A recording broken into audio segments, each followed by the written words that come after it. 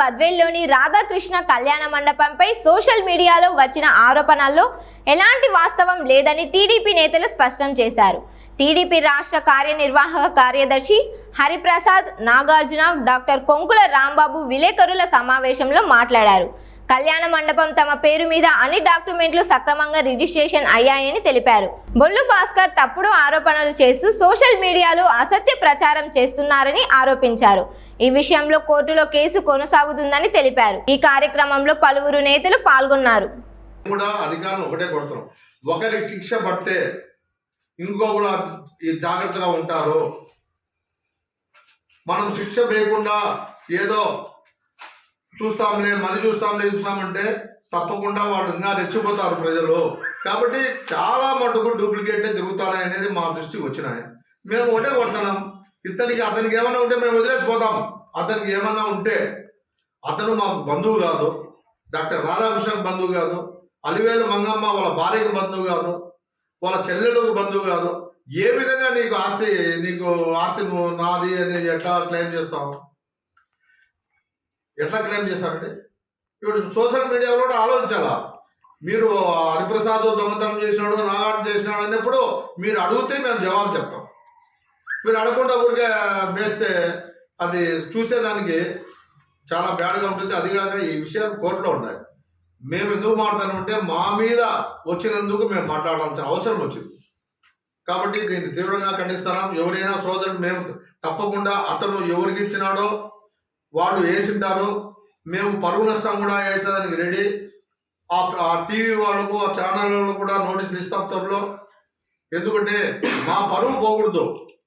మీరు హరిప్రసాద్ మోసం చేసినాడో, నాగార్జున మోసం చేసినాడో తప్పు కదా. మోసం చేసింటే మేము చెప్తాం కదా, మీకు ఏమైనా రైట్ ఉంటే మేము వదిలేసిపోతామని.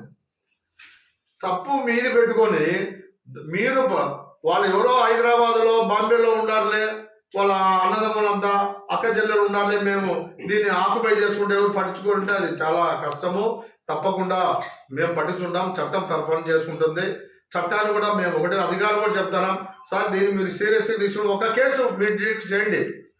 ఒక కేసు, ఈ కేసు కూడా హైకోర్టు కేసు పెట్టమంటేనే పెట్టారు. హైకోర్టు కేసు పెట్టింది క్వాష్ పోయాడు. మళ్ళీ అతను ఈ బొల్లు భాస్కర్ అనేతను ఇది కొట్టేయండి అని పోయాడు. వాళ్ళు హైకోర్టులో ఒప్పుకుండా దీని మీద ఎంక్వైరీ చేసి రిపోర్ట్ ఇవ్వండి, ఎంక్వైరీ చేసి ఛార్జ్షీట్ ఫైల్ చేయమని కూడా ఇచ్చాం. అంతా అన్ని తప్పులు పెట్టుకొని ఫ్యామిలీ మెంబర్ వాళ్ళు కాదని చెప్పిపోయినాడు. అది కూడా కొట్టేశారు. వాళ్ళే ఫ్యామిలీ మెంబరు, వాళ్ళు ప్రభుత్వం తీసుకోవచ్చు, కోర్టులో కూడా త్వరగా 3 నెలల లోపల అయిపోయాడు, 3-4 నెలల లోపల ఆపించండి అని కూడా ఇచ్చారు. ఇన్ని పెట్టుకొని మా మీద బ్యాడ్గా నాగార్జున మా కదా, మేమంతా బంధువులము, కజిన్స్, మాది మీద సఫారించినారు. మా సోదరుడు ఉన్నాడు, మేమంతా ఒక కుటుంబ సభ్యులు మాత్రం మేము ఉంటాము. అంత మాత్రాన మేము వేరే వాళ్ళ దానికి పోతే అబ్బా దొంగలు పడినారు అనుకోవచ్చు. మా ఆస్తులు మావి ఉంటే, మా హ్యాండ్ ఓవర్లో ఉంటే మీరు ఒకసారి కార్పొరేషన్ పోయి, నేను చెప్తాను మున్సిపాలిటీకి పోయి, మేము ఈ 10 ఏళ్ళు ఈ కళ్యాణ మండపానికి పన్ను పట్టింది ఎవరైనా తీయండి. మేము పన్ను పడతా అంటే మీరు ఆక్రమించుకోవడానికి అంటే మేము చేతగానమ్మా, తప్పు కదా అది. కాబట్టి దీని మీద మీరు ఏదైతే రాశారో రాసిన వాళ్ళు జాగ్రత్తగా నీ పెట్టుకొని మాడతాం, కానీ పెట్టుకోకుండా మాడతామా?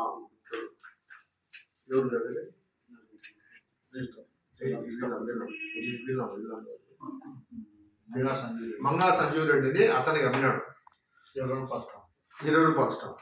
ఏదైతే అతను 100 రూపాయల స్టాంప్ పెట్టి ఇది నాది మాకు రాయించిన అంటే అది మంగా సుబ్బరాయనికి పంపించారు, ఇచ్చారు 20 రూపాయల స్టాంప్. అది మంగా సంజీవ్ రెడ్డిని, అది కూడా ఆయన కూడా అమ్మలే 20 రూపాయల స్టాంపు అతనికి.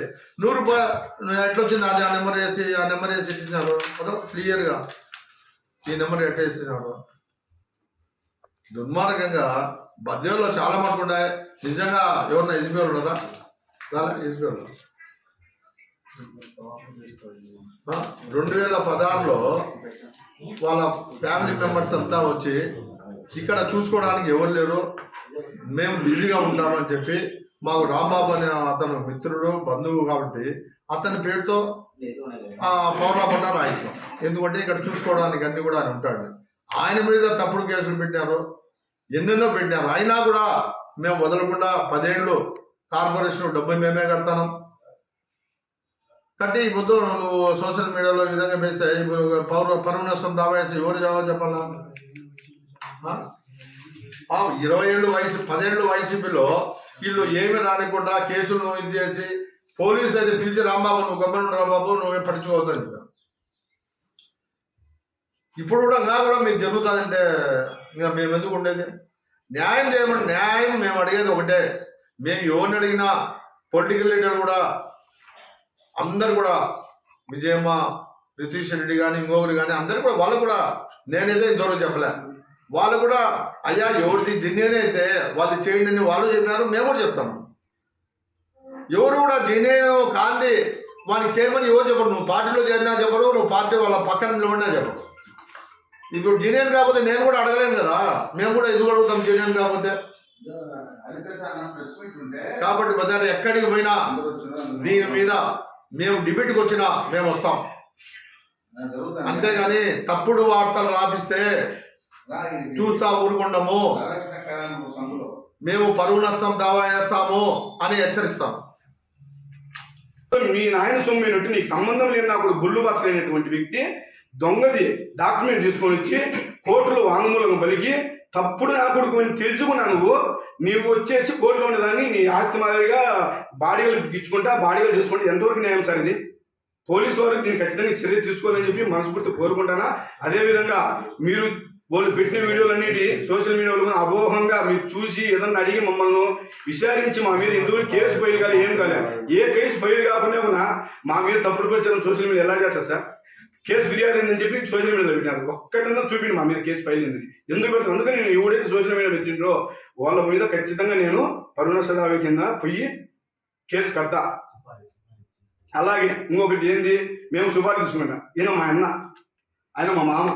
ఏం సుపారీ తీసుకోవాల్సిన అవసరం ఏముంది సార్? మాకు మాది ఆస్తి అనే ఒక్క ఇది కోసమే మేము అట్లనే ఏమంటున్నాం, కోర్టులో తిరిగి అంతవరకు వీళ్ళు కూడా సార్ దాంట్లో అనుభవించడానికి. ఏమన్నా రాధాకృష్ణయ్య గారికి ఏమన్నా బంధువులా, అలివేలు మంగమ్మ వాళ్ళ భార్య అయినటువంటి వాళ్ళకి ఏమన్నా బంధువులా? ఎవరు సార్ వీళ్ళు?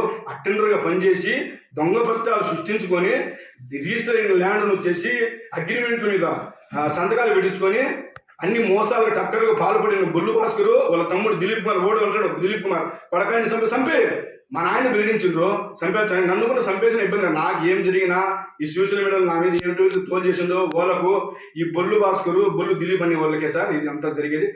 నన్ను చంపేదానికి కూడా ట్రై చేస్తున్నారు నాకు తెలుసు, కానీ నేను ముందుకు వెళ్తాను. మేము అన్యాయానికి అయితే పోలే.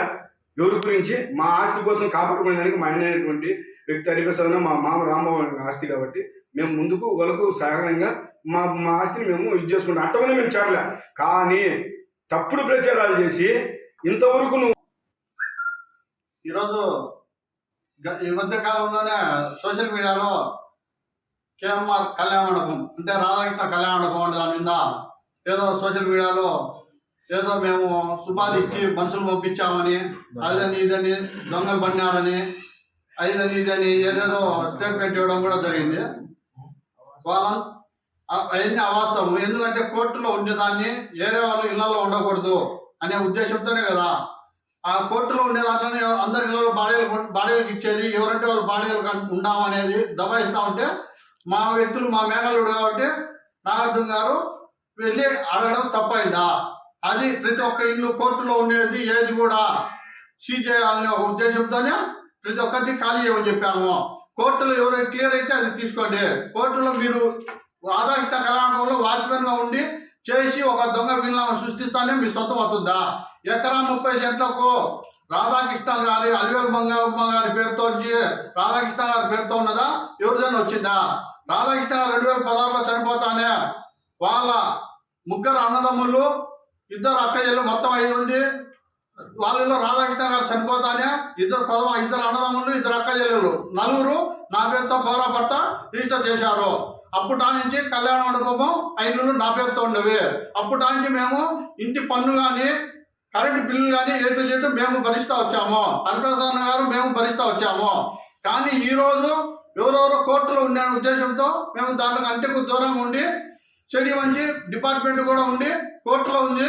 రాంబాబు మీరు తొందరపడి ఇది కావద్దండి, అది అంతా కోర్టులో ఉండేంత వరకు సీజ్ చేయండి, ఎవరి హ్యాండ్ ఓవర్ వద్దు, వాళ్ళు వద్దు, మీరు వద్దు అంటే మేముంటే గత గవర్నమెంట్లో కొంతమందిని సృష్టించుకొని మమ్మల్ని దూరం పెట్టించి రాంబాబు డిపార్ట్మెంట్లో చెడ్డ కావద్దంటే ఒక ఉద్దేశం 10 మందిలో మేము గౌరవంగా తిరుగుతా ఉన్న వ్యక్తులం కాబట్టి వాళ్ళల్లో వీళ్ళలో చెడ్డ కావద్దని ఉద్దేశంతో మేము దూరం ఉంటే దాన్ని మా చేతనంతరంగా చూసుకొని వాళ్ళందరూ ఇళ్ళ రెంట్లకు ఇచ్చి 24 ఇళ్లలో 22 ఇళ్ళు క్లియరెన్స్ ఉండేవి.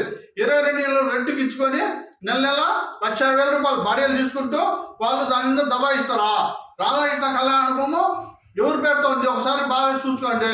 గతంలో కూడా మేము రిజిస్టర్ ఆఫీస్లో స్టాంపు రిజిస్టర్ చెక్ చేయించుకోవడము, బద్వేలు రిజిస్టర్ ఆఫీస్లో చెక్ చేయించాము, స్టాంపు రిపోర్టర్ పొద్దుటూరులో తెచ్చాము, కడపలో తెచ్చాము, హైకోర్టులో వేసిండాము.